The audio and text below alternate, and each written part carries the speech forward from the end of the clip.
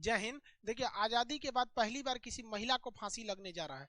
फांसी देने की क्या प्रक्रिया होती है, राष्ट्रपति के पास किस तरह से क्षमादान किया जाता है, राष्ट्रपति किसके मतलब सलाह के आधार पर क्षमादान करते हैं और कितने प्रकार से क्षमादान होता है, इसको हम समझते हैं। अभी जो हालिया घटना हुई है शबनम का, वो उत्तर प्रदेश के अमरोहा जिला का एक मामला है। 15 अप्रैल 2008 को एक बहुत ही संपन्न घर की लड़की थी जिसका नाम था शबनम। वो अपने इकलौती लड़की थी, उसके पिताजी एक शिक्षक थे। उन्होंने बहुत नाजों से, जिस तरह से हर माँ बाप अपनी बेटी को पालते हैं, वैसे उन्होंने पाला था। उन्होंने अपनी बेटी को पढ़ा लिखा के एमए कराया था। लेकिन उस शबनम को अपने ही गांव में एक लड़के से प्रेम हो गया जो 8वीं फेल था, जिससे मिलने जुलने से शबनम के घर वाले ऐतराज जताते थे। लेकिन एक बार क्या हुआ, ये शबनम जो थी अपने घर वालों को, परिवार के सदस्यों को नींद की गोली देकर और अपने मित्र से मिलने चली गई वहां पर, और जिससे वो प्रेम करती थी। उसका नाम सलीम था, 8वीं फेल था। उसने इसे आइडिया दिया कि देखो तुम्हारे परिवार वाले जो है बीच में रोड़ा बन रहे हैं, एक काम करो अपने परिवार वालों को मार डालो। अब वो शबनम उसकी बात सुन ली और वो उसका सलीम जो था कहा कि हम चले जाते हैं, तुम एक काम करना मार देना, उसके बाद खुद शोर मचाना कि कोई मार के चला गया। शबनम आके देखी कि जो लोगों को नींद की गोली दी है वो सारे के सारे लोग अभी सोए हुए हैं। इसने अपने परिवार में 7 लोगों का कुल्हाड़ी से मार मार कर हत्या कर दिया। इसमें उसने अपने माँ बाप, 2 भाई, उनकी एक पत्नी यानी भाभी, एक भतीजा, एक मौसी की लड़की, 7 लोगों का निर्मम हत्या कर दिया अपने प्रेम के चक्कर में। बारे ऐसा प्रेम, लातना मारो ऐसा प्रेम को। उसके बाद होशियारी देखिए, अपने आप को बहुत होशियार समझती है। उसने क्या किया, हल्ला करने लगी कि मेरे घर में मर्डर हो गया, हत्या हो गया। पुलिस आई, जांच करने लगी। तो पुलिस को पहले लग रहा था कि कोई बहुत बड़ा हत्यारा होगा जो मर्डर करके चला गया होगा, क्योंकि कोई भी एक महिला इतने निर्मम हत्या नहीं कर सकती है। लेकिन बाद में जब जांच हुआ शबनम का, तो शबनम प्रेग्नेंट निकली। अब शबनम की शादी नहीं हुई थी, प्रेग्नेंट निकली तो सीधा बात चला जाता है। बाद में शबनम ने खुद ही कबूल कर लिया कि उसने अपने बॉयफ्रेंड के बहकावे में आके मतलब उसने ऐसी हत्या किया है। शबनम का अभी एक बेटा भी है जो सलीम का, ये मतलब ताज उसका वर्तमान नाम है। इतने जघन्य अपराध होने के बाद district court, high court, supreme court ने सभी ने शबनम को फांसी की सजा सुनाया। शबनम के वकील राष्ट्रपति के पास मर्सी अपील यानी अनुच्छेद 72 का प्रयोग करते हुए दया याचिका के लिए गए थे, किंतु राष्ट्रपति ने भी उसकी दया याचिका को खारिज कर दिया। हालांकि शबनम का छोटा बेटा ताज, उसने राष्ट्रपति से गुहार लगाई कि उसकी मां को मत फांसी दीजिए, क्योंकि उसके ऊपर से वो मतलब एक मां का साया उठ जाएगा। लेकिन भाई जघन्य अपराध करेंगे, आपको छोड़ने का मतलब समाज में एक गलत संदेश जाएगा। तो शबनम को मथुरा जेल में फांसी देने की पूरी तैयारी हो चुकी है। फांसी देने वाला रस्सी बक्सर से आता है। फांसी देने से पहले उतने ही वजन का पत्थर को एक बोरे में रख के लटकाया जाता है, जिससे कि पूरी तरह से रिहर्सल हो। पवन जल्लाद जो निर्भया के दोषियों को फांसी दिए थे, वो भी पहले से मथुरा जेल तक पहुंच चुके हैं। अभी मथुरा जेल को, प्रशासन को केवल डेथ वारंट का इंतजार है। जैसे ही डेथ वारंट आएगा, भारत की पहली महिला शबनम को फांसी लटका दिया जाएगा। अब ये जो मर्सी अपील होती है, इसे किया कैसे जाता है, इसे समझते हैं हम लोग। हमारे संविधान का अनुच्छेद 72 जो होता है, वो राष्ट्रपति को यह पावर देता है कि वो क्षमादान कर सकते हैं। लेकिन यह क्षमादान जो होती है वो टोटली गृह मंत्रालय के अंडर में होती है। एग्जाम में ये क्वेश्चन याद रखिएगा, होम मिनिस्ट्री इसमें महत्वपूर्ण भूमिका निभाती है। यह क्षमादान 5 तरीके से होता है। अगर आप यूपीएससी या फिर पीसीएस लेवल का एग्जाम देते हैं तो ये जरूर याद रखेंगे, 5 कैटेगरी। अदरवाइज छोटा मोटा एग्जाम में तो राष्ट्रपति की क्षमादान शक्ति किसमें है, तो आर्टिकल 72 में, यही बहुत है। पहला होता है क्षमा यानी पार्डन। देखिए, ये सबसे पावरफुल चीज होता है। जब कभी भी राष्ट्रपति गृह मंत्रालय के मतलब सलाह पर, अब हम बार बार नहीं बोलेंगे कि गृह मंत्रालय के सलाह पे, आप समझ जाइएगा कि जब भी डिसीजन लेंगे तो गृह मंत्रालय के सलाह पर लेंगे। तो जब कभी भी राष्ट्रपति कितना भी बड़ा अपराध या कितना भी छोटा अपराध को पूरी तरह उसको माफ कर देते हैं और कहते हैं तुम चले जाओ, तो उसे कहते हैं पार्डन या क्षमा। इसके बाद वो व्यक्ति एक नॉर्मल हो जाता है, आम आदमी हमारी और आपकी तरह हो जाता है। ये इतना पावरफुल होता है कि किसी व्यक्ति के खिलाफ अभी मुकदमा चल ही रहा है, चाहे वो हाई कोर्ट हो या सुप्रीम कोर्ट हो या डिस्ट्रिक्ट कोर्ट में, वो मुकदमा चलने के दौरान भी राष्ट्रपति कह सकते हैं कि नहीं नहीं, इसे हम सजा से मुक्त करते हैं। तो ये ही चीज याद रखेंगे, इसमें पूरी तरह कंप्लीटली माफ कर दिया जाता है, अंडर ट्रायल में भी माफ कर दिया जाता है। ये सबसे पावरफुल होता है। तो पहला हो गया क्षमा। दूसरा जो होता है लघुकरण, इंग्लिश में इसे कम्यूटेशन कहते हैं। लघुकरण में क्या होता है कि सजा का जो नेचर होता है उसे बस बदला जाता है, लेकिन सजा की टाइमिंग को नहीं चेंज किया जाता है। इस बात को हमेशा ध्यान रखिएगा, इसमें केवल नेचर चेंज किया जाता है। जैसे किसी को 10 साल कठोर सजा है, कठोर सजा का मतलब जेल में आपसे कठोर काम करवाया जाएगा। तो किसी को अगर 10 साल कठोर सजा है और राष्ट्रपति को लगता है, वो गया राष्ट्रपति से दया याचिका करने के लिए, तो राष्ट्रपति को उचित लगेगा कि भैया इसको माफ नहीं करने लायक है, बहुत खतरनाक अपराधी है, तो राष्ट्रपति यदि उस पर लघुकरण यानी कम्यूटेशन कर देंगे तो उसकी 10 साल की सजा 10 साल ही रहेगी, बस उसका क्या बदलेगा, नेचर बदलेगा। तो कठोर से वो साधारण कारावास में हो जाएगा, यानी 10 साल कठोर कारावास को 10 साल के साधारण कारावास में बदल दिया, यानी टाइमिंग में कोई चेंजिंग नहीं हुआ, केवल उसका नेचर यानी प्रकृति बदल गई, तो उसे कहते हैं हम लोग लघुकरण। अब इसी लघुकरण का एक दूसरा रूप होता है, उसे हम लोग कहते हैं परिहार। देखिए परिहार जो है ये लघुकरण की तरफ मिलेगा, इसमें थोड़ा कंफ्यूज मत हो जाएगा, इसे कहते हैं रिमिशन। इसमें क्या होता है, ठीक इसका उल्टा हो गया, इसमें नेचर नहीं चेंज किया जाएगा, इसमें केवल टाइमिंग को घटा दिया जाएगा।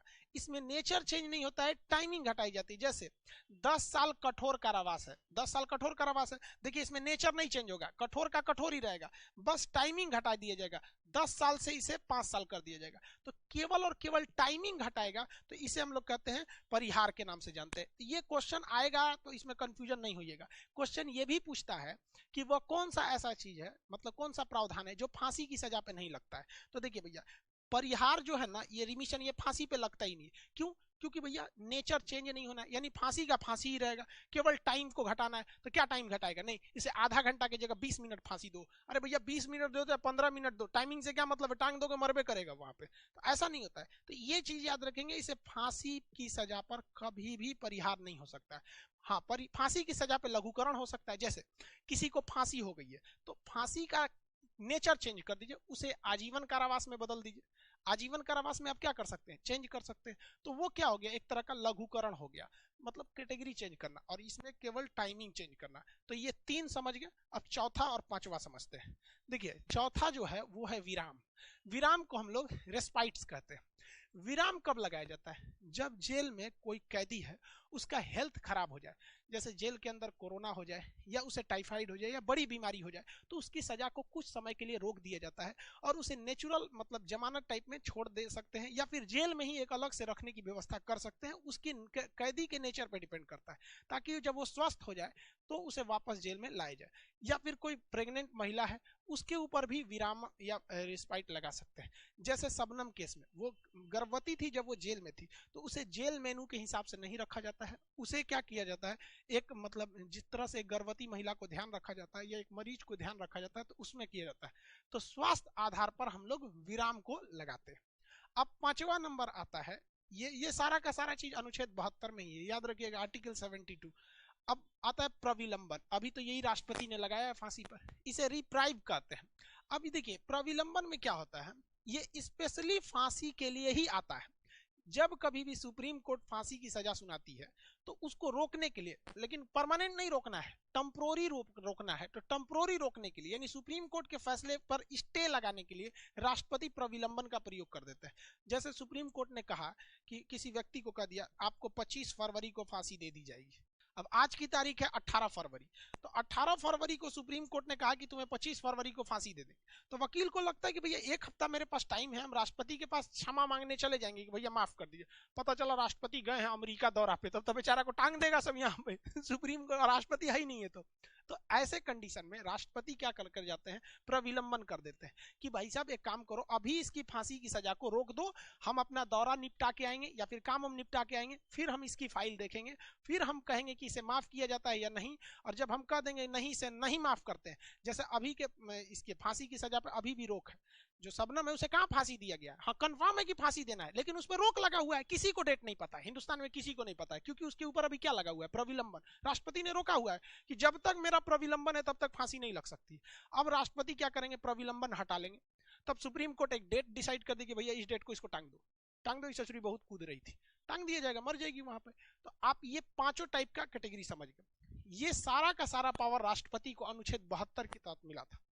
लेकिन राज्य का जो मुखिया होता है वैधानिक हिसाब से, संविधान के हिसाब से वो राज्यपाल होता है, तो राज्यपाल को भी ये सारी शक्तियां मिली होती हैं, बट आर्टिकल अंतर याद रखेंगे, वो 161 के तहत मिलता है। तो राज्यपाल 161 के तहत क्षमा कर सकता है और राष्ट्रपति 72 के तहत। दोनों में अंतर क्या है, राष्ट्रपति किसी भी तरह की सजा को माफ कर सकता है जिसमें इंक्लूड है फांसी भी। राज्यपाल जो है सब सजा माफ कर सकता है, लेकिन फांसी की सजा को माफ नहीं कर सकता है। राष्ट्रपति जो है, क्योंकि वो तीनों सेनाओं का अध्यक्ष होता है, यानी तीनों सेनाओं के सबसे ऊपर राष्ट्रपति है, इसलिए कोई सेना का न्यायालय है जिसे कोर्ट मार्शल कहा जाता है, उसने कोई सजा सुना दिया किसी फौजी को कि तुमने नियम तोड़ा है, हम तुम्हें 10 साल की सजा सुनाते हैं, तो राष्ट्रपति उसकी सजा को भी माफ कर सकता है। बट राज्यपाल, सेना के मामले में राज्यपाल को कोई पावर ही नहीं है, इसलिए राज्यपाल फांसी की सजा और सेना के न्यायालय में हस्तक्षेप नहीं कर सकते। अब यूएसए का कानून देखिए, अमेरिका के कानून में जो राष्ट्रपति है, अभी जो बाइडेन है, जो बाइडेन भी किसी भी सजा को माफ कर सकते हैं, लेकिन जो बाइडेन भी अमेरिका के राष्ट्रपति, सेना ने अगर किसी फौजी को सजा सुना दिया, अमेरिका के किसी फौजी को सुना दिया कि कर्नल ने, तुमने अपने सीनियर का आदेश नहीं माना, तुम्हें 10 साल की सजा, तो उसमें राष्ट्रपति कुछ नहीं कर सकते। यानी यहां तो आपको दिख ही रहा है कि राज्यपाल से ज्यादा पावर राष्ट्रपति को है, और भारत के राष्ट्रपति का पावर अमेरिका के राष्ट्रपति के पावर से ज्यादा है। किस मैटर पे? मतलब सजा माफ कराने के मैटर पे। तो अनुच्छेद 72 में 5 प्रकार की क्षमा समझ में आ गया आप लोग को। रही बात शबनम की, तो शबनम की फांसी लगना एकदम फिक्स है, और सारी लड़कियों को कहते हैं देखो भाई साहब, माँ बाप के सिवा कोई अपना नहीं होता है, बिना किसी स्वार्थ के उंगली पकड़ के चलना सिखाते हैं, और किसी दूसरे 6 महीना के प्यार के चक्कर में माँ बाप को कोई मार दिया। और आजकल के भी देखते हैं लड़का लड़की भाग जाता है, अरे कभी सोची हो लोग कि भागने के बाद वो भाई किस तरह से समाज में रहेगा? छोटे छोटे बात पर मोहल्ले के लोग ताना देंगे आपके पिताजी को कि तू क्या बोलता है, तेरी बेटी भाग गई थी, तुम्हारा बहन भाग गई थी, तुम्हारा भाई जीना मुश्किल हो जाएगा। आपको क्या लगता है कि दो दिन का लड़का कॉलेज ट्यूशन स्कूल में मिलता है, आपका जिंदगी भर साथ नहीं पाएगा? बस एक बार कहिए ना कि हमको कोई प्रॉब्लम है गई है, मेरे किडनी में पथरी हो गया है, प्लीज हमें ऑपरेशन कराना है, 50,000 रुपए का इंतजाम करा दो, कैसे भी एक महीने के अंदर सब प्यारा का आपका होश ठिकाने आ जाएगा, सब प्यार का होता है। लेकिन जिस बाप के घर में 50,000 रुपए नहीं है ना, वो अपने आप को भी बेच देगा, लेकिन आपके लिए वो करके देगा। लड़कियों को 2-4 बात लड़के बोल देते हैं कि मुझे तुम्हारा साथ जिंदगी भर नहीं चाहिए, बस जब तक तुम्हारा साथ है तब तक ही जिंदगी चाहिए। लड़की खुजा रही है, वाह वाह वाह भाई शाहजहां है मेरे लिए, तो ताजमहल बनवा देगा, घंटा बनवा रहा है तो रहिए यहाँ पर। और माँ बाप को भी कहते हैं अपने लड़कियों को स्पेशली, भाई देखिए भारत का समाज पुरुष प्रधान है, यहाँ लड़का 10 गलती करता है तो लोग नहीं खोजते हैं, लड़की एक गलती करने लगती है तो सब खोजने लगते हैं उसको, ऐसे की ऐसी। तो माँ बाप को भी सही चाहिए, उनकी लड़की को भेजेंगे अपनी पढ़ने, जा पटना जा पढ़ लो, दिल्ली जा पढ़ो, आएगी तो देखिए अरे वाह कितना अच्छा, हाथ में घड़ी है, 2000 का घड़ी है, मम्मी पूछेगी कहाँ से घड़ी ली बहू, तो मेरी सहेली गिफ्ट की है। सहेली गिफ्ट की है उसको, इतना पैसा रखा हुआ है सहेली को। इग्नोर करते हैं माँ बाप भी वहां पर। और जिस दिन घड़ी में तो पापा की लड़की परी लगेगी, जिस दिन उड़ेगी तो पाप कहेंगे भाग गई हमारा बेटी। अरे शुरू से ध्यान दीजिए वहां पर, यहाँ पे। अरे यहाँ तो लड़का लड़की घर जाता है तो रास्ते में अपना चैट डिलीट करके जाता है, मोबाइल वोबाइल है यहाँ पे। तो सबको कहते भाई साहब, जो लड़के क्लास में पढ़ रहे होते हैं ना, यहाँ कोई लड़का लड़की नहीं पढ़ता है, माँ बाप के अरमान बैठ के पढ़ाई करते हैं, और उसको आप लोग रौन देते हैं। और लड़कों को भी कहते हैं यार प्यार मोहब्बत के चक्कर में मत पड़ यार, मुस्कुराने के चक्कर, लड़कियां का मुस्कुराने पे नहीं जाना चाहिए। वो लड़की जब तो मुस्कुरा के गोलगप्पा वाले की गिनती भुलवा देती है, हंसी पे चल जाते हैं यहाँ पे, सबके साथ वही बतियाएगी सब हंस हंस के। एक लड़का आ रहा था मेरे क्लास में, आया कहा सर हम सुसाइड कर लेंगे, हमारा मतलब ऐसे हो गया, ब्रेकअप हो गया। क्योंकि काहे सुसाइड करेगा? कह रहा है कि सर उसके जैसी लड़की हमको मिल ही नहीं सकती है, कभी नहीं, दुनिया में मिलेगी नहीं। हम कह सुन सुन सुन, जब वो तुमको नहीं मिली थी तो तुमको पता था कि ये बहुत अच्छी लड़की है? नहीं ना, मिलने के बाद ना तुमको पता चला। वैसे ही दुनिया में बहुते लड़की है, मिलेगी ना तो उससे भी अच्छी मिल जाएगी। ऐसा नहीं कि ताजमहल से अच्छी कोई बिल्डिंग नहीं बनी, सब चीज होता है। लेकिन देखो भाई 75 आएंगे 75 जाएंगे, जिंदगी भर साथ वही देगा जो पापा खोज के लाएंगे। लड़का उड़का ब्रेकअप के चक्कर में, सीबीएसई वाले लड़कों का ना ब्रेकअप होता है ना तो अपना नस काट लेता है, और हिंदी मीडियम वालों का ब्रेकअप होता है तो पहाड़ काट देता है। वहां पे देखिए माझी को पहाड़े काट दिया वहां पे। तिरिया चरित्र पुरुषस्त्र भागम दैवो न जाना को तो मनुष्यम, एक औरत का चरित्र और पुरुष का तकदीर भगवान को भी नहीं पता होता है। तो भाई लड़का लोग मन लगा के पढ़ाई करो, लड़की लोग भी भैया पढ़ाई लिखाई करो, अच्छा से घर द्वार रखो, माँ बाप का नाम रोशन करो। ऐसा मत काम करो कि अगले दिन न्यूज बन जाए तुम्हारे लिए और माँ बाप का नाम शर्म से डूब जाए। आई होप आप राष्ट्रपति की क्षमादान शक्ति वगैरह समझे होंगे और लड़का लड़की पढ़ाई पे ध्यान देंगे। मिलेंगे नेक्स्ट क्लास में। जय हिंद।